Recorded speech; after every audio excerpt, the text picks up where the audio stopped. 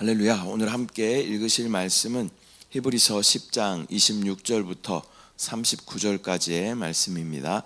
히브리서 10장 26절부터 39절까지 말씀을 다 같이 합독하겠습니다. 자, 우리가 진리를 아는 지식을 받은 후 짐짓 죄를 범한즉 다시 속죄하는 제사가 없고 오직 무서운 마음으로 심판을 기다리는 것과 대적하는 자를 태울 맹렬한 불만이 있으리라. 모세의 법을 폐한 자도 두세 증인으로 말미암아 불쌍히 여김을 받지 못하고 죽었거든. 하물며 하나님의 아들을 짓밟고 자기를 거룩하게 한 언약의 피를 부정한 것으로 여기고 은혜의 성령을 욕되게 하는 자가 당연히 받을 형벌은 얼마나 더 무겁겠느냐. 너희는 생각하라.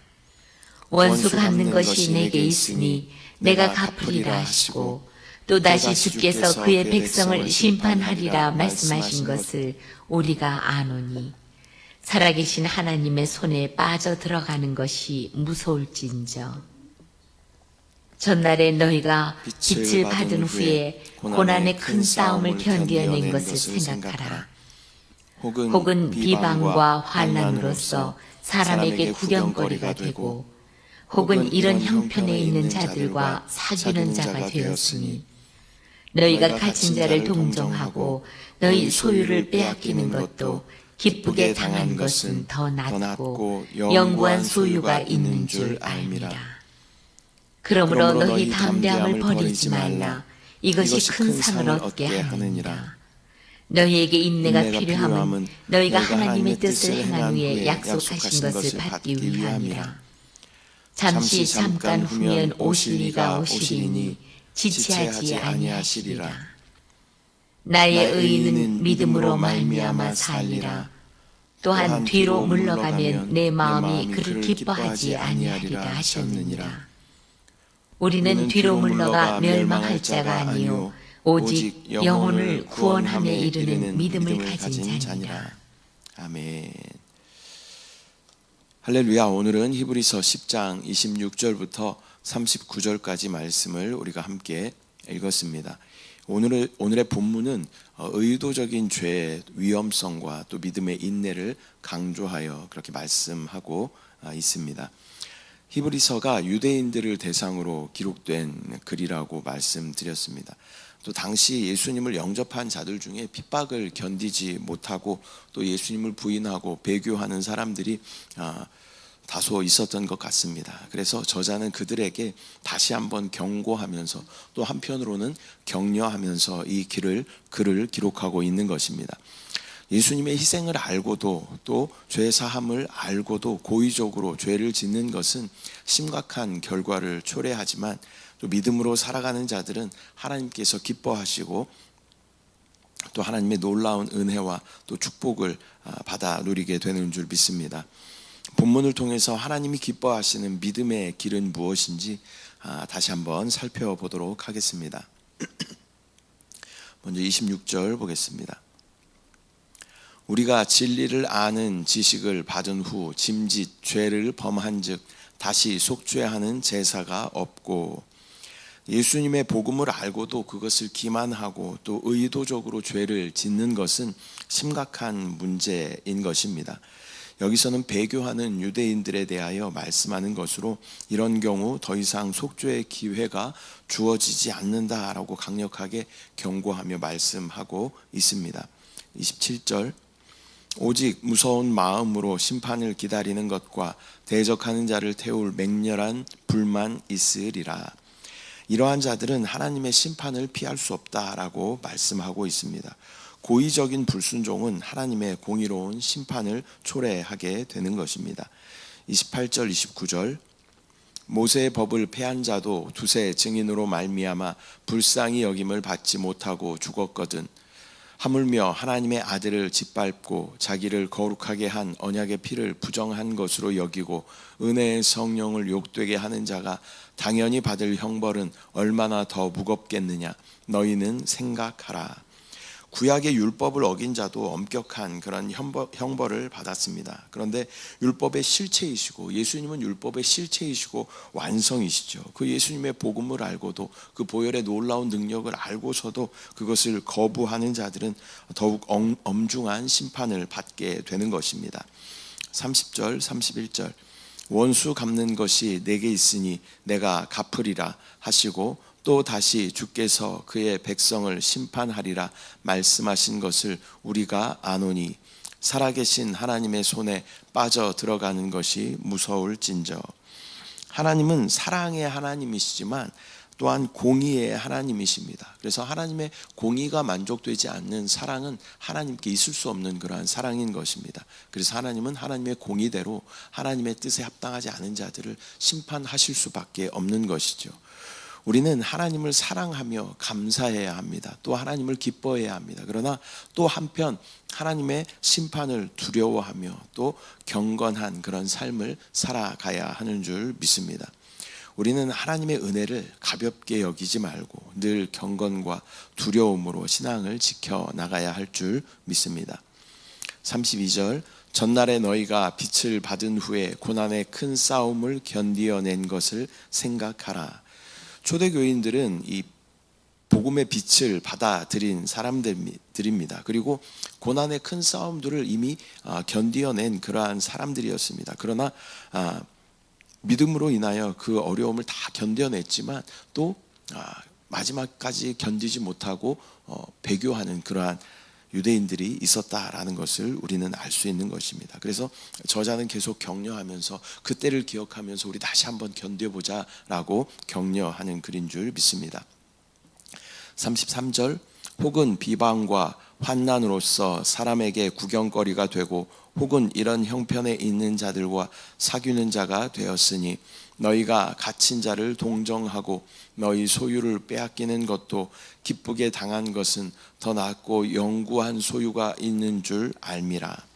믿음의 사람들은 세상의 것을 초월하여 하늘의 상을 바라보는 사람들인 줄 믿습니다. 높은 가치를 발견하게 되면 낮은 가치는 우리가 더 이상 그것을 귀하게 여기지 않는 것이죠.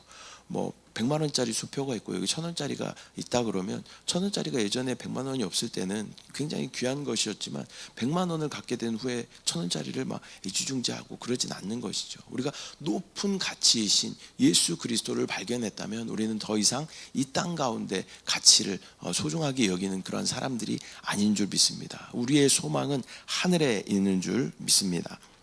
35절 그러므로 너희 담대함을 버리지 말라. 이것이 큰 상을 얻게 하느니라.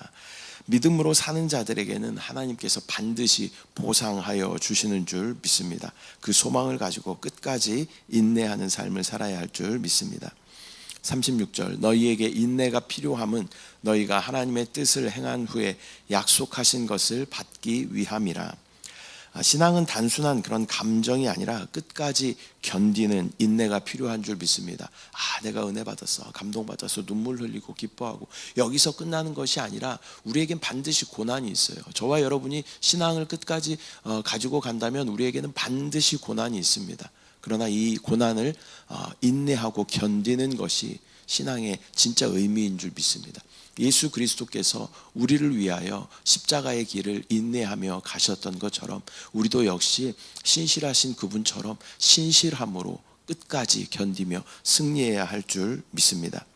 37절 잠깐 후면 오실 이가 오시리니 지체하지 아니하시리라.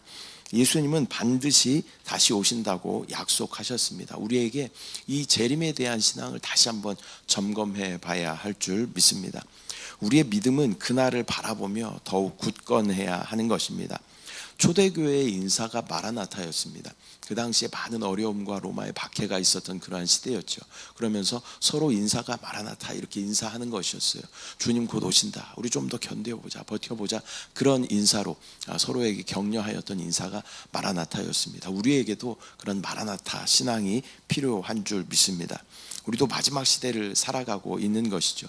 주님이 언제 오셔도 주셔도 전혀 이상하지 않은 그런 시대를 우리는 살아가고 있습니다. 또 서로를 격려하며 또 주님이 곧 오신다라는 믿음 가지고 소망 가지고 승리하는 저와 여러분들 되시기를 축복합니다. 38절 나의 의인은 믿음으로 말미암아 살리라. 또한 뒤로 물러가면 내 마음이 그를 기뻐하지 아니하리라 하셨느니라. 오직 의인은 믿음으로 말미암아 살아가는 줄 믿습니다. 저와 여러분은 하나님을 믿고 또 의이신 예수 그리스도 안에서 하나님께서 우리를 의롭다 칭하여 주신 줄 믿습니다. 그러한 의인은 오직 믿음으로 살아가는 줄 믿습니다. 세상의 방법이 아니라, 세상의 지혜가 아니라, 세상의 지식과 경험이 아니라 오직 믿음으로 우리가 승리하며 살아가는 저와 여러분들 되시기를 소망합니다. 또 믿음에서 떠나는 것을 하나님께서는 기뻐하지 않으신다라고 말씀하십니다. 우리는 어느 순간에서든 믿음을 붙잡고 끝까지 하나님 기뻐하시는 삶을 살아야 할 줄 믿습니다. 오늘은 히브리서 10장 26절부터 39절까지 말씀 우리가 함께 나누었습니다. 오늘의 본문은 고의적인 죄, 즉 복음을 알고도 거부하고 배교하는 것에 대한 위험성과 또 믿음의 인내에 대해서 강조하고 있습니다.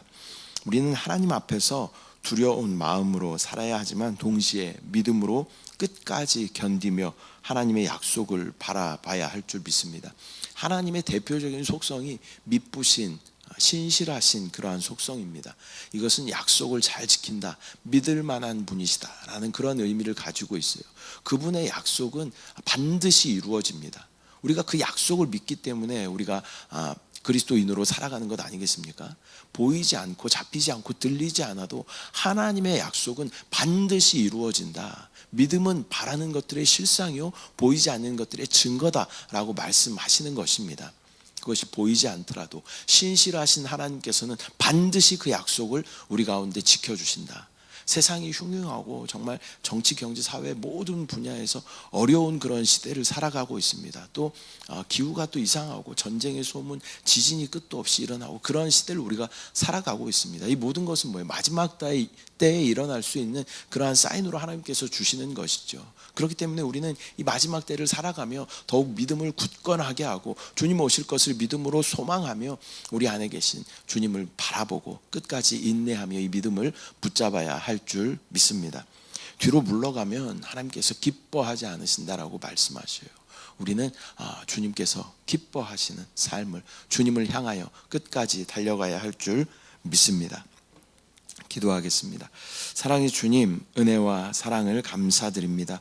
오늘 히브리서 10장 말씀을 통하여서 또 고의적으로 복음을 배반하는 자들에 대한 경고의 말씀을 하나님께서 말씀하여 주십니다.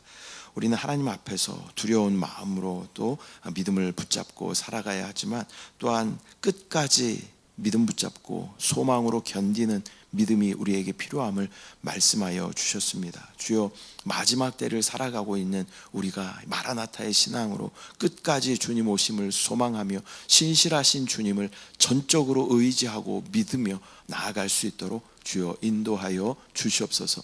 이 새벽도 주님 앞에 부르짖어 간구하는 기도의 제목 가운데 주여 응답하여 주시고 하나님의 놀라운 은혜와 평강과 기쁨과 응답을 누리게 하여 주시옵소서. 감사드리고 예수님의 이름으로 기도드립니다. 아멘. 하늘에 계신 우리 아버지여, 이름이 거룩히 여김을 받으시오며 나라가 임하시오며 뜻이 하늘에서 이루어진 것 같이 땅에서도 이루어지이다. 오늘 우리에게 일용할 양식을 주시옵고 우리가 우리에게 죄 지은 자를 사하여 준 것 같이 우리 죄를 사하여 주시옵고 우리를 시험에 들게 하지 마시옵고 다만 악에서 구하시옵소서. 나라와 권세와 영광이 아버지께 영원히 있사옵나이다. 아멘.